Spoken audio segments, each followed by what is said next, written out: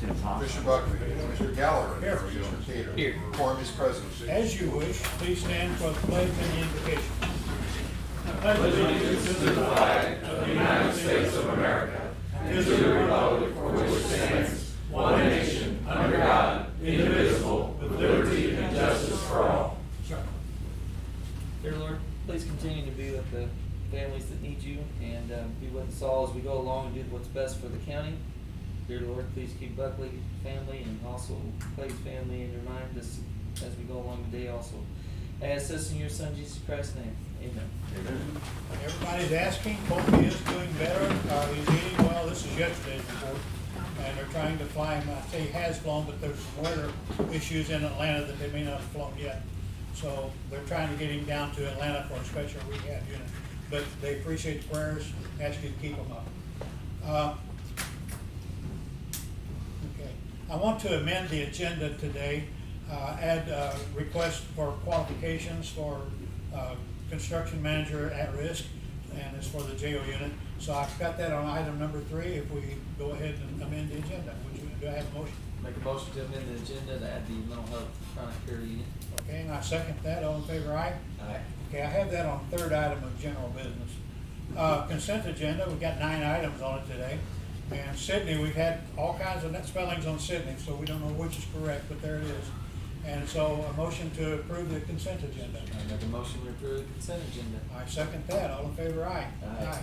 Now we move to the tabled agenda item, and this is a request to upgrade Governor software. Pam?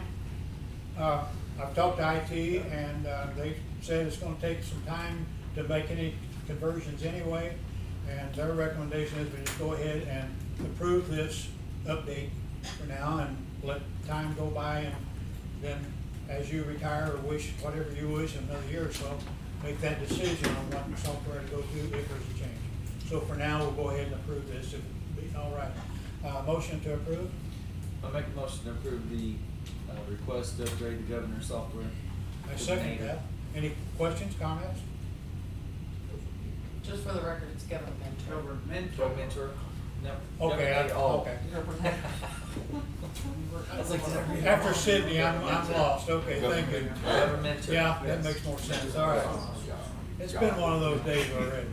Okay, so Governor Mentor, yeah. Pam, is that why you had a dazed look on your face? Governor. Okay. All right, no more questions or comments. All in favor, aye? Aye. Thank you. Now, general business, we have a bid opening for used bridge fees. How many bids do you have? Have 1 bid. And as it says, we may opt to go ahead and approve a bid, the bid, later after, in this meeting after it's been reviewed. We have 1 bid from Keith Simpson's Contracting. I will turn that over to the auditor to make sure it meets the criteria. The total proposed bid is $70,200 for 24 30 by 11s and 18 23 by 10s. And the price is FOB Scott City. So that does include crane for hauling. So I'll give that to the auditor. We'll see if that's it. We'll probably wait and make a decision next week. Next week. That I way we said can May. get our on-call engineer to sign off on the structure of the beam, so he can inspect them. Okay. So we won't make a decision today, it'll Okay. be next week. We'll get it to you. Okay, thank you. All right, that's all the bid openings, I guess. But there was only 1 received, is that correct? Only 1 receipt. Okay. All right, next item. Spectrum broadband program. Yes, come up. Start off with your names, please. Yeah, sure. Mike Lodewingen with Charter Communication. Danny Shires with Charter. And I'm Kai Nichols with Charter. Thank you. So we're back down here today, just kind of following up on our earlier conversation, probably a couple months ago when I was down, kind of giving you guys a general idea of our construction plans through the FCC's Rural Digital Opportunity Fund. We were awarded about 2,000 locations in St. Francis County. I have maps of those areas for you guys of where we will be building. At that time when I was down last, we were, as a company, we're sort of putting together our construction teams that were going to be in charge and overseeing this project. And so, we're also putting together schedules. So, one of the things that you know, why we're here is because St. Francis County, given its location, in comparison to some of the other areas that we were awarded, sort of down south and west of here, it's sort of an important area for us to get started right away. And so we're looking at trying to get started on that project later this year. So I've got Kai and Danny who are sort of overseeing the project. I'll let them talk a little bit about what that project looks like. So ultimately, what we're after today is just the ability to know what we need to do from a permitting process in order to get access to the right of way, so that we can begin this as soon as possible. Okay. We have at least one other company that's looking at this too, so what about the competition? We don't want, you know, you on one ditch and another company on the other ditch doing the same thing. So how does that work? We wouldn't expect any other company to be treated any differently. That's part of state laws. You can't discriminate against one right of way, one entity in the right of way and another. Obviously, if there are, you know, there are a number of counties that have done some things from just a coordination standpoint. If you know, if the ditch is open, you know, we would want to know about it. If the county wants to inform others that if the ditch is open, then that's at the county's discretion. But I'll let them talk a little bit more about Needs to that, be some process. coordination. Yeah, it's just, and that's usually at the county level, for them to do it. And who knows, these areas, no one else, we were awarded these areas, so we will be building those out. We're not aware of anyone else that's gonna be building those at the same time, so I don't think you're probably gonna run into that, but that is typically the way that is operated. I also gave you guys a copy of our statewide video service agreement that's filed with the PSC. That avails us of access to the right of way throughout the state. It also allows either municipality or county in this case, that they are allowed to tack on a tax to customers' cable bills. Right now, St. Francis County has chosen not to do that, but that is something that is always a possibility for you guys if you wanted to institute that tax. Okay. So Now, these are buried lines? I'll let these guys kind of go through a little bit of the more technical aspects of everything. But by and large, we will try to bury them, but we will also be using aerial given the terrain. Right. So, to answer that question, that would be a combination of attaching to the power poles and underground. So Existing poles? Existing poles. It's all based on the condition of pole and engineering and power company permission. Obviously, we have to apply for permission to attach to any poles. So we do have a good relationship with some local power companies, so we are doing, you know, all of our engineering work up front, but there will be a significant amount that will be underground construction. We put everything in conduit, everything will be in a 2-inch or inch and a quarter at the HDPE roll pipe, so everything, it's gonna be a fiber to home, 100% fiber to home network, and all the fiber cable will be placed in conduit if it is buried. Do you have an on-staff locator? We use USIC. So they're gonna be busy people. They are, and we're doing outreach with the power companies, USIC, giving them, you know, make sure they're staffing up for it, knowing what our build plan is, and, you know, so we're working with all the other partners throughout the area to make sure we're all marching on the same path. Because this is a 6-year build out for us, so across the state of Missouri, we have a lot to do in the next 6 years, so we gotta make sure everybody's all aligned to make this happen. Okay. So, you know, so we just need to know in the permitting process, you know, who we would need to work with as a construction team, what the requirements are, you know, do we permit it for attaching of poles or just underground, so just, you know, a contact and who we can work in and hand with the permitting process. We have, provided our construction contacts, so you know who to contact. So,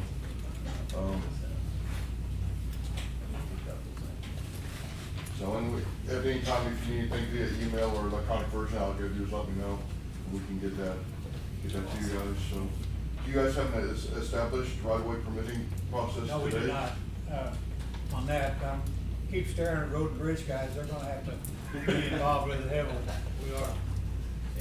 You're in their ditches, so it's what the deal is. So, if you want to review, I know some other counties have requested, we just have a little template, a format of a basic application that we've used that you can modify and amend, but this is kind of, just maybe a starting point to help you guys out. on a permitting process. I I'm mean, gonna talk a little bit about depth and where we typically wanna be in. so, you know, we don't wanna be in any ditch lines, hopefully the right of way, you know, we'll need to figure out what that is, but we like to go parallel to a ditch line. Our scope of work, we're paying our contractors, is gonna be a 30-inch step, so the top of the conduit should be 30 inches deep. You know, obviously if there's rocky conditions, we'll have to maybe have a little variation, maybe up to 24 inches, if we got to fall a rock fall or something like that, but we plan to be 30 inches deep and anything buried, and like I said, everything will be in conduit. Any road crossings, hard surface crossings, that'll all be done with the directional board. We don't plan to open and cut any roads. If we have to pothole an existing utility under a road, they'll use a vac machine, have a 9-inch hole and back it out, then we'll do the repair of the hard surface with that. So, you know, it's pretty much standard construction. We're just gonna be going at a very rapid pace to do what we have to do. We do have one contractor that's gonna be working this whole area for us, and that's Mostech. They are gonna have local leadership in the field at all times. Along with Danny and his team will have a presence. We're gonna be doing weekly QC behind them. We don't want them to get too far ahead of us and figure out, I got 5,000 foot not done properly, have to go redo it, so we're gonna be behind them every week. They're gonna turn in a daily production to us, what they did, where they're at, so it can even be more frequent than that. But, you know, we're here to offer a very high quality product and something that's gonna be safe and secure in the right ways. We wanna do it right. We've heard in talking to some of the other counties, just horror stories about some of the telephone companies back in the day and just laying wire and laying. We've had wire go through culvert pipe, yeah. Right, yeah. So That's the It seems like we tear one up weekly that's 6-8 inches deep Or less. or less. Yeah. So we're trying to bury deep, they will all be in a conduit, so I mean, we wanna do this right. It does us no good as a company to have our service down. So I'm assuming that all of your lines will be part of the USI system, should we require locating, they'll be located. Yep. We'll know where they are. USIC is 100% responsible for our locates. Once again, there's contact us at any time you're questioning, there's locate, feel free to reach out to Danny or his team, and, you know, we don't have locators, but we can get somebody out there to verify if there's something there and help get them marked. I mean, we're here to work with you guys. We want to be a true partner in making this a successful venture. You know, it seems that telephone communication lines are our biggest nemesis. In USIC, right now, they are short-staffed. This is something they have been doing about the last 2 years. They do not locate every telephone line. Even You though mean they they're, don't find them? We find them. if we call in to locate, sometimes if there's not a lot of, phone lines in the area, they won't even come in Oh. and locate them. They just don't Which try. is something that we are required to do by state law. Right. Even though they don't locate them, we're required to call them in. So, They would rather take the damage, the cost to, to fix the damage, than to send the guys out and locate. so they won't be quite as agreeable with the fiber optic cable. Obviously. The cost of repair of those are a little higher, and then I am in constant communication with Mike Stivers, the district director for this area, with USIC, to make sure that they're working with our contractors and everybody else who needs to have the locates done. Make sure they're staying, we don't wanna do any damage, we wanna go in, be clean, and get out the best we Are can. you guys gonna be doing any direct bury fiber, or will it all be conduit? Everything will be a conduit. Tell me again about the conduit, PVC, what is this? It's called HDP, it's a roll pipe, it's that orange roll pipe you see set I around. know, yeah. So, well, it'll either be 2 inch or 1.25 inch, depending on the run. Our main runs will put everything in 2 inch, and the distribution will all be in the 1.25 inch HDPE. Will it all be in a trench by itself, or are you guys gonna do the joint trench with like gas or somebody? I know back in the 90s that was done quite a bit. Yeah, for this project, I don't see any opportunity for joint trench, because we're the only provider putting them in. So we're going into unserved areas, so any services there is existing, so these are all existing areas. This is just gonna be new service in that area, so. You wanna talk about, I mean, have you went over to RDOF and the requirements were and stuff, where we're gonna be building? So we don't expect there to be much other competition or other communication lines, because in order to qualify, this was really, they said, unserved area, so there is no internet available to them. So there may be the old copper line for a telephone service, but there shouldn't be a whole lot of anything else. We have one or several central hubs on this, central distribution points. We're coming out of our existing hub, it's up there on Colony Church Road. So that'll be our main hub, it'll feed all the fiber out of that, so. So you know, no change in that. Nope. So our first plan is building a brand new fiber, kinda going east out of that hub and down to 32 and heading towards St. John. So that's gonna be our first pass, and then we'll be going the other way out of that hub for some of the other areas you have on the map. How much equipment do you have on site? A major roadblock or what? I can't really answer that because we're just gearing up, I don't know, but we are gonna have directional bore machines, plows, mini excavators, vacuum machines, so, I imagine, you know, Moss Tech is based out of Pacific, Missouri, but I imagine they're gonna find a yard, a lot or something here to store the machinery in. You know, anything, if we are blocking any traffic, we will do the proper traffic control that's required. That's usually stated in the permit, we'll adhere to all of that. We shouldn't have any overnight lane blockage or anything like that. If any road would have to be cut for whatever reason, you know, we'll make sure it's either backfilled or plated so traffic can go after working hours. You know, these are all the standard construction processes for us. If there is a lane blockage, it's usually one lane. One lane will never block a whole road, it'll be one lane, it'll be flagged. They may not have to block depending on how far the fences are set back off the edge I'm of the sorry, road. John, I couldn't. Said they may not have to block the lane depending on how far Yeah, well, the your fence is set off the edge of the road. That's gonna dictate a lot of their, directional board's in line, so that's all for. yeah, but you still have to set that somewhere to get your drill in. Yeah, it's about that and the water. Yeah. So you're gonna be using water, so if it's really soft on the shoulder, current rain, we don't wanna pull off and leave ruts, so they may park on the edge of a road with a water feeding that boring machine, but this is a truck length or so, but. Yeah, okay. so. Always open for questions or comments. How many, finally, how many county residents will this probably serve? 2,000 locations. 2,000 separate locations in this county, or is that In this include county. what you're In this running? county. Nope, in this county. So Mike, do you have a map then? Yeah, that's what we Pinpoint provided, and I can location? email you, Louis, too, I can email you, one that you can go through and look at not only what we want, I think there were some other providers that want some areas in St. Francis County as well, that you guys can play with and look at and see exactly where we're going. You can actually go online and search Yeah, part yeah, off and yeah. find these maps. I'll send you the link to that map, the one that they got this from, so you can go in and look at it. So Mike, to clarify, at least for me, I'm sure everybody else understands this, there are multiple providers for broadband. And multiple providers are coming into this room asking, or telling us the same thing. So the competition, if you will, they will be working in other areas of the county? Potentially, I'm not sure where exactly others have been won. I will say, this program itself, and I can go into not to get too far into the weeds on this thing, but the mapping that the federal government uses to identify areas that were eligible for this program is horrible. But what you can ascertain about the mapping is that the areas that were awarded have absolutely zero service within them. Under the federal rules, if in a census block, one customer has access to high-speed internet, the entire census block is deemed to be covered. And you have to differentiate between just having access to internet and fiber, high speed. So the way when I say high-speed internet, the federal definition is access to 25 down, 3 up. That is the federal definition of broadband, of high-speed internet. And so these areas don't have any access to 25.3. What I'm sure, and I think I brought this up when I was down a few months ago, that I'm sure some other providers are talking about. If you guys determine as a county, you want to go beyond these areas and start getting into more granular areas that don't have access, and you want to spend ARPA funds or whatever funds that are going to come down from high over the next few months, right? We just want to be a part of that conversation. What I would be able to do then is go back and run an estimate to say, what would it take for us to build out to all of the unserved areas in St. Francis County? What we could do then is, that we will always have a private component to that. What we would then come back to you guys and say, this is what it would take for us to build all of those areas. And this is what we would put up, this is what we're asking the county. Some counties have done an RFP process around the country.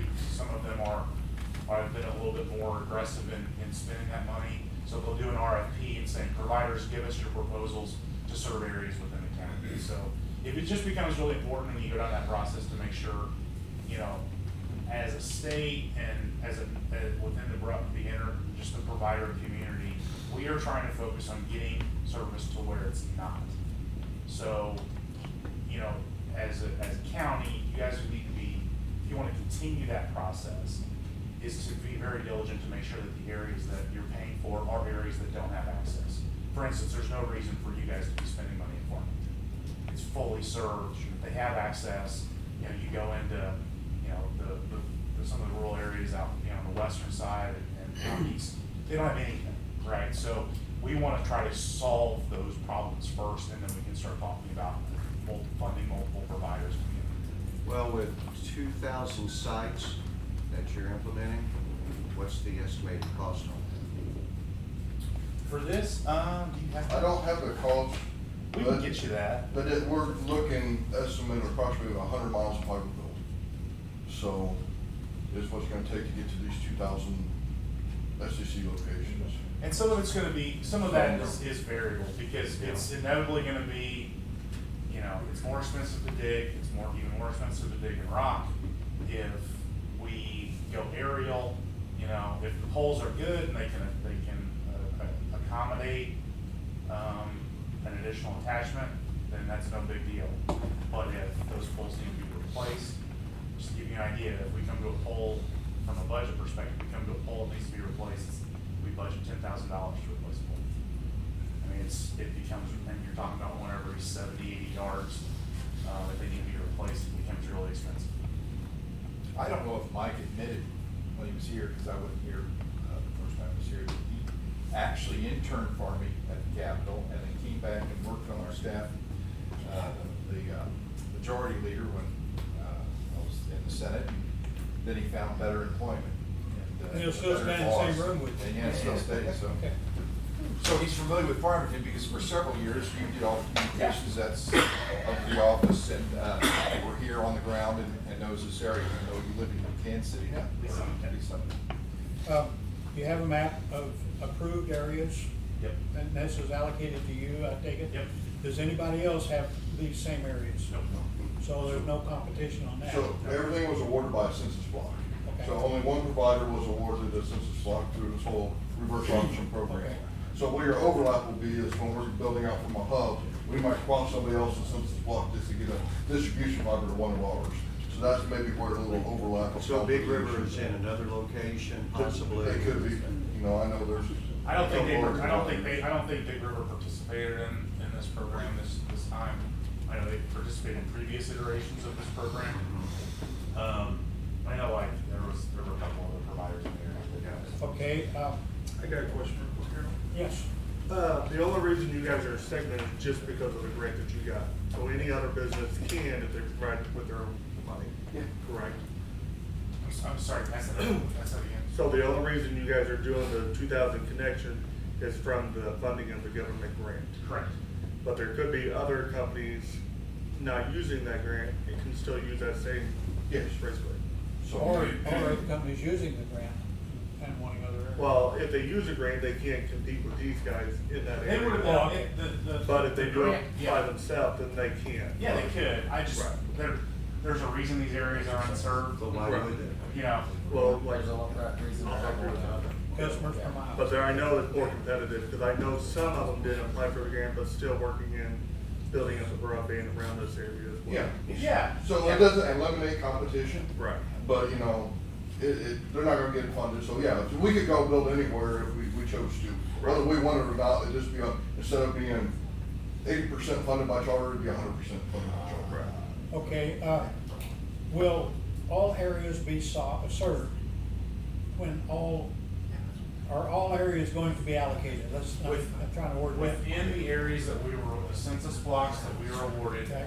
we are, part of it is we will build out every location within that census block. In your area? Yeah, Or will there be great areas shape that there. haven't been allocated yet? I don't know. That was, Michael, that was what, if somebody recorded, they had Yeah, 25 so- meg. We're kind of getting into the weeds of the way that they Yeah. map and all of that. These areas, the ones that were awarded funds, have zero access within the entire census block. There's no current program right now through the feds for areas that are marked as served. And I talked about the flaw in the way that they mark areas as served. One house is. So that is where, you know, the state broadband grant program is possible. You can submit projects to. There is the ARPA funds that the county has. If you guys are interested in spending money on broadband in in that space, that money can become available to help fund those areas. And then there may be other iterations of this program of RDOF down the road where they do start getting into those other areas. But as of right now, there's nothing for the other areas. So we have a Florida segment that's not served or planned for serving. As of right now, yeah, I mean, Okay. yeah, don't get me wrong, I think us and all the other providers are very interested in working, because this is all about, the reason these programs exist in the first place is because it doesn't make financial sense for a company to build it out, there's just not enough population, and it just doesn't make financial sense. So it's really just, same issue that went on decades ago with electric, right? So it just takes that little bit of extra cash in order to help it make financial sense to do it. And then you'll start seeing more providers get You very all are aggressive. putting in, this isn't all federally funded, you all are. Yeah, correct. So I can talk throughout the state, we are putting $200 million of private capital into this project, and the feds are kicking in an additional $48 million. And that goes back to the way this works. It's a reverse auction. So there's a big pot of money that the FCC gets. It is a reverse auction. So the companies will bid. They say we'll put up 75% of the money. We'll put up 80% of the money. Whoever goes the highest, that's who's awarded. So it becomes a lot of private capital, and it really goes to making sure that the public money, the taxpayer resources, are really dedicated just to getting that extra little bit in order to make it make sense. All right. I have one more question. Yes. Mike, I know you're connected in Jefferson City and Washington, so you're using the current ARPA funds that's presently available, or the county could use, I should say, because it was dedicated to rural broadband. What about the new infrastructure bill that is, I guess, going to be approved? So right, the ARPA funds that the county does have can be utilized on broadband. Also, the ARPA funds that the state has can be utilized on broadband. Okay. The latest round, that was $65 billion around the country for that is going to broadband. I think $42 billion of it is dedicated to infrastructure. And the way that's going to be doled out, I think it's actually going to go to the states, and each state will get at least $100 million, and then states that have a bigger access issue, that have a higher population, that are unserved, they will get more but every state will get at least $100 million. So I would guess Missouri will probably get quite a bit more than $100 million. But that will be, I think, a lot of that will be done through the state. That money will go to the state of Missouri, and the state will divvy that out. Okay. Any idea on the schedule of that? I don't. Yeah, I know what Congress is gonna ask. Okay, any other questions? Well, thank you so much. So regarding the permits, guys, what do we need to do? We'll help. Okay. We'll work that. Okay. Okay. Thank you guys. Great. Thank you. Appreciate it.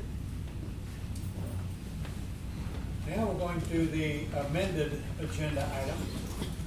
And this will be Jamie, who's going to talk about the need to build a mental health chronic care unit.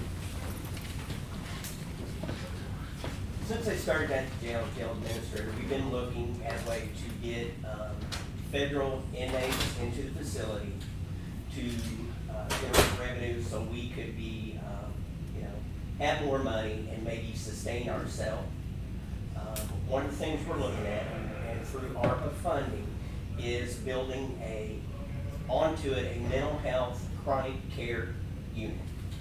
Okay, chronic care will be inmates, federal inmates that are fit for confinement, but they'll also need special medical care 24 hours a day. The mental health side of it will be 2 dorms where inmates with mental health issues, they're med compliant, but if they were out in general population, they would be vulnerable to inmate predators. So also in looking at this, I have to look at how is it benefiting the county also. We can also utilize the chronic care unit to hold back beds for circumstances like we got now. We're paying officers overtime to sit on an inmate at the local hospital. just because we can't meet those chronic care needs. Also, these chronic care needs will be 24 hours for these inmates. So therefore, I'm working with these contracted medical companies about coverage on that. They will be supplying the nurses, a doctor on call and stuff, but these nurses will be available 24 hours a day, and they will be able to cross over and work with our jail inmates. So basically, we'll have medical care at the jail 24 hours a day, 7 days a week. Now, I'm meeting with the U.S. Marshals Service Thursday to discuss this. Then afterwards, I'm meeting with our current medical provider, ACH, Banks Correctional Healthcare, to look at pricing and stuff like this because we want to make sure it's lucrative. And if not, well, if not generating a large amount of revenue at first, but being able to sustain itself, we could use it with mental health inmates and chronic care inmates, but also have that 24-hour care. So For all inmates. For all inmates. So that's how it benefits the county. I'm wanting to put out an RFQ, request for qualifications for a construction manager at risk, to look in, working with an architect, draw this up to see how much funding it's going to need, but also balance that with meeting with the federal government, the Marshal Service, and ACH to see if this is going to pan out to be, something we need. We don't want to build on and not be able to use it or man it. Okay. So you're asking for request for RFQ? Yes. Motion? I'll make the motion, we accept the request for RFQ for the mental health chronic care unit for the jail. Okay, I second that. Questions? Yeah, I know this is a two-step process on the thing. When will you come back, and will you guys be able to add to the project list of this request? You see what I'm saying? Because the second step is here are the projects we're wanting you to manage. And I know you're very concerned with this, but we got another one coming up here in the next item agenda of projects that could be listed on this. You're talking about the garage building? Right, Okay. and the roof. And my point is, you have to authorize this request, but then you have to, at some point, authorize the list of.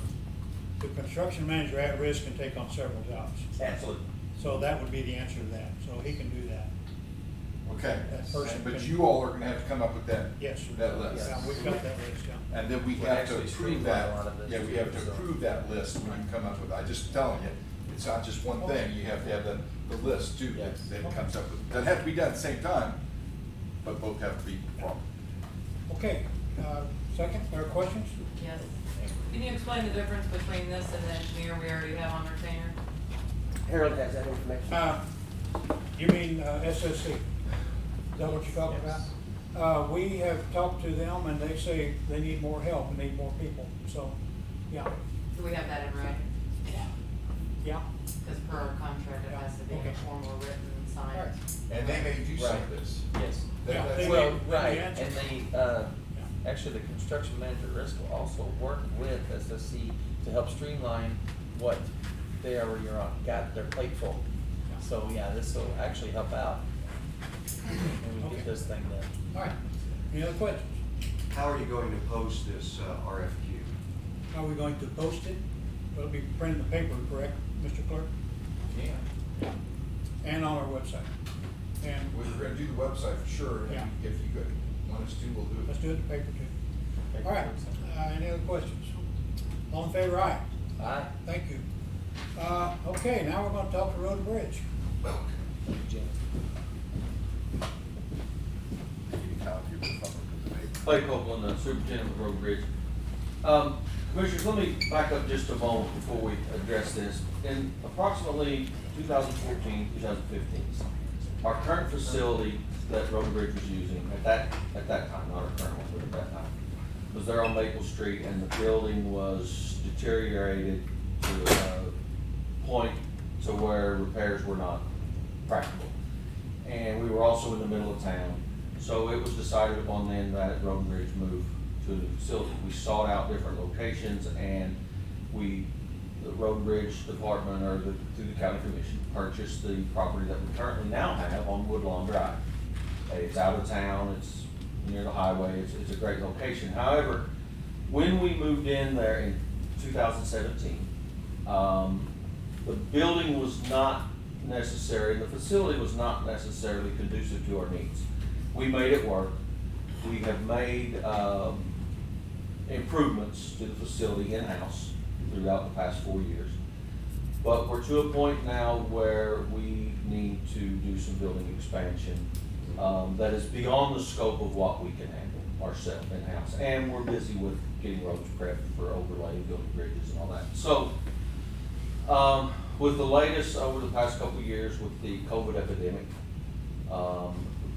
we are to the point to where we need a safer work environment, a more, and a safe, if you will, work environment, and we are in need of, our employees have no type of break room or meeting room facilities at all. So they're just congregating together throughout the facility, and of course that's really not social distancing. But we've always needed a break room, a locker room, if you will, as well as a safe room in the event of major disaster, say a tornado or an earthquake. I know there are safe areas here in the annex and in the courthouse where employees can go shelter. Road Bridge has none of that. All of our facilities are at grade, our buildings, but we would like to construct a safe room, if you will, safe area, in combination with our break room, and that's, it would serve two purposes. Also, we are not ADA compliant at all. Frequently, the public has to come into our facility, whether that be vendors or citizens or people voicing complaints or praises. And we have no ADA compliance. Also, our HVAC system is extremely antiquated. It was not designed to handle what we currently have. So our office space and our administrative areas are continually dirty, dusty, and unhealthy for all employees involved. So with all of those concerns that we have at Road Bridge, it is a scope of a project that we cannot totally fund. Now, we have budgeted items throughout the year for building expansion, but nothing to cover a scope of this size. We got with SSC, the engineering firm that we have, and did a walkthrough with them and showed them what our needs and our wants were. And they have drawn up a set of plans, which you see here, for our expansion. We would like the commission's approval to seek grant funding through the CBDG and possibly the ARPA funds. And before we could proceed with that, and we've met with the auditor's office with Louis and Amber, and then with Bridget Smith, who is now the grant coordinator, and spoke with her, and they feel that this is possible to acquire these funds for this project. But before we can move forward step by step, then there's a lot of steps to go through to make this come to fruition. We need the commission's approval to seek out these grant fundings for this project. So that's what we're here today to ask the commission's approval to seek out these grants. Motion. I make a motion to give you the approval to seek out grant. Second that. I did an overlay here, it's very crude. This building right here is the office. It's a greenhouse. Basically, it's all glass. And air conditioner runs full blast and it's 85 degrees in there. Right. Okay. That now is this area right here that will come out. Correct. And so that's where this will be. This is the hardened area they're talking about, the safety area. This will be, Because during a disaster, we have to keep rolling. yeah. That's when we'll be rolling, so we need to be able to. Well, we need to protect our people. Right. But that's the thing we're talking about, and so now they're seeking a grant to do this. We have a motion and a second. Any other questions? Any questions? Well, as much as we all know that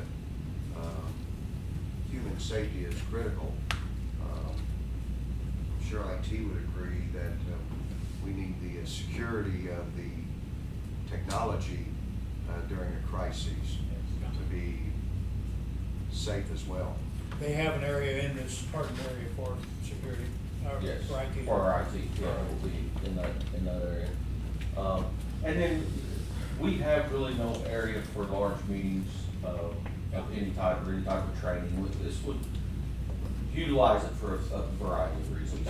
Have a squad to bring in any vendors or anything to come in to talk to you. To me, If anybody saw your office, it'd be like, we're all close. Yeah. And in today's climate of COVID and with the way things are going, we're just wanting to be safer in that regard with distancing. And there's a variety of steps to go through. I'm assuming we are taking the right procedure to do this. Because this is new to John and I, of course.